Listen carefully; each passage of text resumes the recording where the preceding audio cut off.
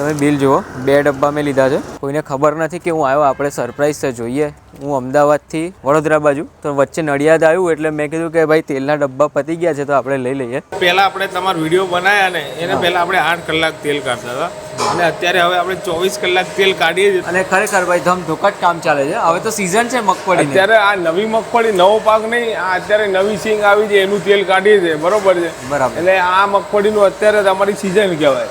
અને મેં તો ચરોતરની પહેલી એવી ગાણી જોઈ કે જે 24 કલાક ચાલે છે અને 3 શિફ્ટમાં કામ, ફર્સ્ટ શિફ્ટ, સેકન્ડ શિફ્ટ અને નાઇટ શિફ્ટ, 3 શિફ્ટમાં કામ ચાલે છે ભાઈ આ જગ્યાએ. સોશિયલ મીડિયા પર હું ઘણા બધા વિડીયોઝ જોઉં છું, પણ એમાં છે ને કે ખાલી મગફળી નાખતા અને તેલ નીકળતા જોયું. પણ મેં તમારે ત્યાં તો પર્સનલી મેં વિઝિટ કરી છે 2-3 વાર, એટલે મેં જોયું કે ભાઈ મગફળી પીસાઈ છે એ પણ દેખાય છે 2 લાકડાની વચ્ચે, અને તેલ પણ આમ બહાર આવે છે. આંખ સામે જ છે મારી. એટલે આ વખતે તમારો વ્યુઅરને છે ને કંઈક ફાયદો થાય એવી આપણે વસ્તુ કાંઈક આપજો. ફાયદો થાય ને એવી વસ્તુ આપીશું, પણ કાંઈક આપીશું એ 100%.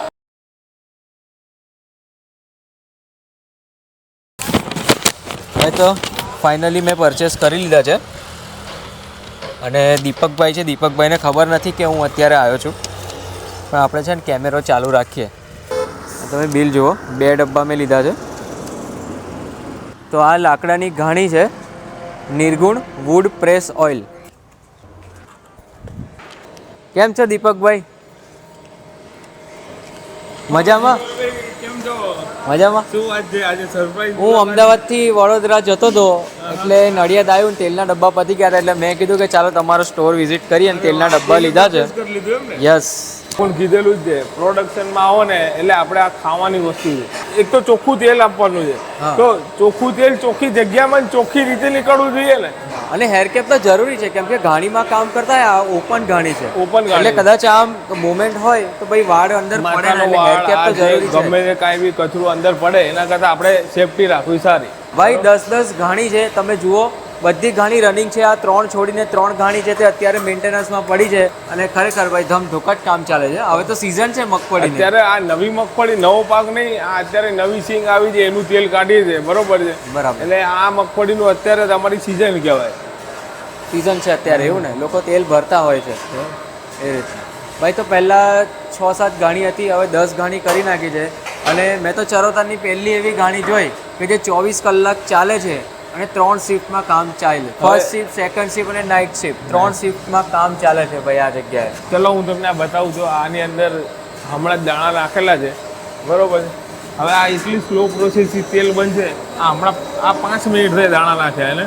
હવે આની અંદર તેલ બનતા ઓછામાં ઓછું 1 કલાક લાગશે. કલાક તો ખરો જ મિનિમમ. એવું સમજો કે 45 મિનિટ થાય એટલે તમને તેલ દેખાવા લાગે કે ઉપર તેલ આવ્યું, અને 1 કલાક જેવું પીસાય. પછી આનો ખોળ શું છે, મેન્યુઅલી હાથથી કાઢવો પડે. સાંભળો, એટલે આ કોઈ ઓટોમેટિક મશીન નથી, એટલે આનામાં તેલ બનતા વાર લાગે. એટલે ના છૂટકે 24 કલાક ચલાવવી પડે, નહીં તેલ જ ના બને. તમારા વ્યુઅર છે એ જો આમ 24 કલાક ના ચલાવીએ તો એ લોકોને તેલ ક્યાંથી આપીએ? બરાબર. નહીં તો ભાઈ પેલા ઓટોમેટિક મશીનો લાવવા પડે, આમ દાણા નાખો ને આમ તેલ નીકળે. ગુજરાતીઓ ધંધામાં આગળ છે અને માર્કેટિંગમાં આગળ છે. તો એ સારી વસ્તુ કહે કે ભાઈ ગુજરાતની પ્રોડક્ટ ગુજરાતના લોકો યુઝ કરે છે. આ મગફળી આપણા ગુજરાતની છે, બરોબર, એ બી સૌરાષ્ટ્રની. બરોબર. હવે તેલે આપણે અહીંયા બનાવીએ તો આપણે અહીં બેઠા બેઠા બહારના લોકોનું તેલ, આજે રિફાઇન ઓઇલ કે બીજા બહારની વિદેશી કંપનીઓના તેલ ખાવા એના કરતાં આપણા ગુજરાતનું તેલ ના ખાઈએ આપણે. સાચી વાત છે. આપણે રહીએ અહીંયા અને ખાવાનું બહાર વિદેશથી મંગાવીએ, ચાલે? તમે કેટલા દિવસ મંગાવો તમારા ઘરે? બરાબર. તો અહીંયા હું તો એમ કહું છું કે અમારા જેવા બીજા નાના ખેડૂતો છે જે ઘરે ઘરે તેલ બનાવે છે, ગામે ગામ તેલ બનાવે છે, હું તો બધાને એમ કહું છું કે તમારી ઘરની બાજુમાંથી જે પહેલું મળતું હોય ને ત્યાંથી જ પહેલું લેવાનું રાખો. પણ આ ચોખ્ખી ઘાણીનું તેલ આને કહેવાય. આ રહી ઘાણી આપણી દેશી. બરાબર. સોશિયલ મીડિયા પર હું ઘણા બધા વિડીયોઝ જોઉં છું, પણ એમાં છે ને કે ખાલી મગફળી નાખતા અને તેલ નીકળતા જોયું. પણ મેં તમારે ત્યાં તો પર્સનલી મેં વિઝિટ કરી છે 2-3 વાર, એટલે મેં જોયું કે ભાઈ મગફળી પીસાઈ છે એ પણ દેખાય છે 2 લાકડાની વચ્ચે, અને તેલ પણ આમ બહાર આવે છે. એ આંખ સામે જ છે મારી. આપણે તો બધાને કહીએ છીએ અહીંયા આવો, તેલ બનતું જોવો અને પછી તેલ લઈ જાઓ. બરાબર. આપણે એવું નહીં કે ભાઈ તમને એમને ડબ્બામાં ભરીને તેલ આલી દેવાનું. ઓકે, ચાલો લાઈવ તેલ આવી છે હમણાં. હા, હવે કોઈ ફેમિલી છે હા અમદાવાદથી વડોદરા જાય છે કાં તો વડોદરાથી અમદાવાદ જાય તો વચ્ચે નડિયાદ સેન્ટરમાં લાગે બરાબર એક્સપ્રેસ વેથી ખાલી 5 થી 10 મિનિટ થાય ને આ જગ્યા એક્સપ્રેસ વે થી તમને મેક્સિમમ 8 મિનિટ 8 થી 10 મિનિટનું અંતર છે. નડિયાદમાં એક્સપ્રેસ વેથી ખાલી 10 મિનિટનું ડિસ્ટન્સ છે આ જગ્યાએ તો એકવાર ઘાણી તમે વિઝિટ કરજો. મારા જેટલા બી વ્યુઅર્સ છે ને તમે શું ગિફ્ટ આપશો એ કહો કંઈક ને કંઈક તમે ગિફ્ટ આપજો. અરે આપણે દર વખતે તો આપીએ છીએ બરોબર. પહેલા આપણે કોકોનટ ઓઇલ આપ્યું હતું, હા એના પહેલા ગ્રાઉન્ડનટ ઓઇલ આપ્યું હતું, પણ આ વખતે જો શિયાળાની સિઝન છે બરોબર છે એટલે આ વખતે તમારું વ્યુઅરને છે ને કંઈક ફાયદો થાય એવી આપણે વસ્તુ કાંઈક આપજો. ફાયદો થાય ને એવી વસ્તુ આપીશું, પણ કાંક આપીશું એ 100%. બરાબર. બરોબર. તો દીપકભાઈનું કહેવું એવું છે કે તમે એકવાર ઘાણીના પ્લાન્ટ પર આવો, જુઓ કેવી રીતે બને છે, તમને સમજાવશે, તમારી 10-15 મિનિટ આપો અને પછી તમે તેલ પરચેસ કરો. કંઈક ને કંઈક ગિફ્ટ તો તમને મળશે જ. તો તમે જો આપણે ગાણીમાં નાખવા માટે છે ને આ બકેટ તૈયાર કરીએ છીએ. આ તમે 12 કિલો 13 કિલો જેવું આમ એક બેચ રેડી કરતા હશો ને? એટલે આપણે આ બેચ રેડી એટલા માટે કરવાની કે આની કેપેસિટી હા જુઓ 12 કિલોની છે એટલે આપણે આની અંદર છે ને 12 કિલો દાણા પહેલેથી ભરીને તૈયાર જ રાખવાના. કોઈ નાનો દાણો નહીં, કોઈ ખરાબ દાણો નહીં. ને દાણા તમારા લાંબા છે. અરે આ ઓઇલી ઓઇલી યસ. અને અરે ફરીથી એકવાર જીગરભાઈ આપણા દાણા સારા ના હોય બસ સારું તેલ બનાવવા માટે પછી દાણા સારા જ લેવા પડે ને. સાંભળો અને સૌરાષ્ટ્રના મગફળી છે એટલે પછી બીજું જોવાનું જ શું જોવાનું જ આમાં? નહીં. સૌરાષ્ટ્રની બેસ્ટ મગફળી આપણા ઓઇલ બનાવવા માટે બેસ્ટમાં બેસ્ટ મગફળી સૌરાષ્ટ્રની. બરાબર. અને બીજું પેકિંગમાં તમે નાના ડબ્બા પણ ચાલુ કર્યા છે. પેકિંગમાં તો હવે કહું છું તો ખરો અત્યારે આ 5 લીટર છે, 5 લીટરમાં નવા ટીન લાવે છે. આ 5 લીટર આ રીતનું આ 5 લીટરનું ટીન. આ 5 લીટર ને પેલું 15 લીટર બરાબર છે. એટલે 15 લીટર પણ હવે તમે ટીનમાં આપવાનું ચાલુ કરી દીધું ટીનમાં છે. આપવાનું ચાલુ કર્યું. પહેલા તમારું પ્લાસ્ટિકનું હતું. પહેલા લોકોની આપણું ડિમાન્ડ પહેલા નળની હતી કે તમે નળવાળી રાખો. પણ નળવાળું શું છે ટ્રાન્સપોર્ટેશનમાં થોડીક તકલીફ પડે છે. અમુક જગ્યાએથી પડી જાય તો લીકેજ થાય આ છે. એના કરતાં મેં કીધું ભલે આપણે હવે ટીનમાં જ આપીશું. ટ્રાન્સપોર્ટેશનમાં બી ઈઝી રહે અને તેલની સેફટી બી રહે. એમ લોકો સુધી વ્યવસ્થિત વસ્તુ પહોંચવી જોઈએ, કોઈ બી ડેમેજ વગર. મારે ત્યાંથી તો લોકો બહારથી લેવા આવતા હોય, ગાડી લઈને સ્પેશિયલ તેલ લેવા આવતા હોય ને હું ડીકીમાં મૂકી આપું અને જો કદાચ આડું પડી જાય તો અમુક ટાઈમે એના લીકેજની સમસ્યા રહેતી ઓકે. એટલા માટે ભાઈ ટીન બાજુ આ નવી સિંગનું સિંગ તેલ હોય ને એટલે લોકો અમુક ટાઈમે 5-6 મહિનાનું ભરવા માટે લઈ જાય છે. બરાબર. બરોબર. એટલે અત્યારે અમારી સિઝન કે જે લાઈવ નીકળતું રહે એવું આપતા રહીએ એમ. હા. અને લાસ્ટ વિડીયોમાં બી આપણે વાત કરી હતી ને કુરિયર પાર્ટનર તમે ચેન્જ કર્યા પછી કેવો રિસ્પોન્સ હોય છે? ના ડિલિવરી ટાઈમ ટુ ટાઈમ મળી જાય છે એ લોકોને. બરાબર. 2 દિવસની અંદર એ લોકોને ડિલિવરી મળી જાય. 2 દિવસની અંદર ડિલિવરી મળી જાય છે. મળી જાય છે okay. All over Gujarat. All over ગુજરાતમાં. ઓકે. તો સારામાં સારું તમારા કહેવાય. કેટલાય વ્યુઅર્સને તો અમે મુંબઈમાં પણ મોકલાવ્યું છે, ડિલિવર કર્યું છે. અચ્છા. ભલે એના અમારી થોડીક ડિલિવરી કોસ્ટ વધી જાય છે પણ અમે તમારો વિડીયો જોઈને આવ્યા હોય ને એ લોકોને તો એમ ના નહીં પાડતા, અમે મુંબઈ મોકલીએ છીએ. બરાબર. હવે બધા લોકો છે ને એક વસ્તુ ખાસ કોમેન્ટ કરે છે કે પ્લીઝ પ્રાઇસ તમે કહો કેટલું છે, પ્રાઇસ તમે કહો. પણ આમાં કેવું હોય છે કે મગફળીની દરેક સિઝનમાં છે ને પ્રાઇસ ઉપર બી વધે નીચે બી જાય એ રીતના હોય છે. તો પ્રાઇસ છે ને વેરિએશન પ્રમાણે હોય. અત્યારે જે પ્રાઇસ ચાલે છે ને 1 મહિના સુધી સ્ટેબલ રહેશે ને? સ્ટેબલ રહેશે. 1 મહિના સુધી તો પ્રાઇસ સ્ટેબલ રહેશે. તો તમે જે નંબર દેખાય છે સ્ક્રીનની ઉપર એ નંબર પર કોન્ટેક્ટ કરજો, તમને પ્રાઇસ ને બધું જ તમને મેન્શન થઈ જશે. પીડીએફ જ એક મોકલી આપશો, બરાબર ને? આપણે પ્રાઇસ લિસ્ટ મોકલી દઈએ છીએ. જે લોકો વોટ્સઅપમાં મેસેજ કરે એ લોકોને મોકલી દઈએ છીએ. અને આમાં કોઈ એવું હોય કે ડિલિવરી ચાર્જ ધારો કે કોઈ એવું કહે છે કે ના અમને થોડું તેલ સસ્તું કરી આપો, અમે ડિલિવરી ચાર્જ નહીં, અમે અહીંયા આવીને પરચેસ કરીશું, તો એમને કંઈક ફાયદો થશે ખરો? ફેક્ટરી ઉપર પરચેસ કરવા આવે એ લોકોને આપણે કહું છું જ કરો તમને, એ લોકોને કંઈક ને સરપ્રાઈઝ કંઈક એ લોકોની ગિફ્ટ તો છે જ તૈયાર. સાંભળો, આપણે કાંક ને કાંક એમને ઓઇલ જ આપવાનું, પણ જે હમણાંની સિઝન પ્રમાણેનું હશે એ આપીશું. બરાબર. એટલે કંઈક ને કંઈક ફાયદો થાય એમને એ વસ્તુ લોકો મળશે. અહીંયા બોલાવવાનું કારણ શું, એ લોકોને ખબર પડે તેલ કેવી રીતે બને છે. હા. આપણે તેલ કેવી રીતે બનાવીએ છીએ અને ગાણીનું તેલ કોને કહેવાય, બરોબર છે?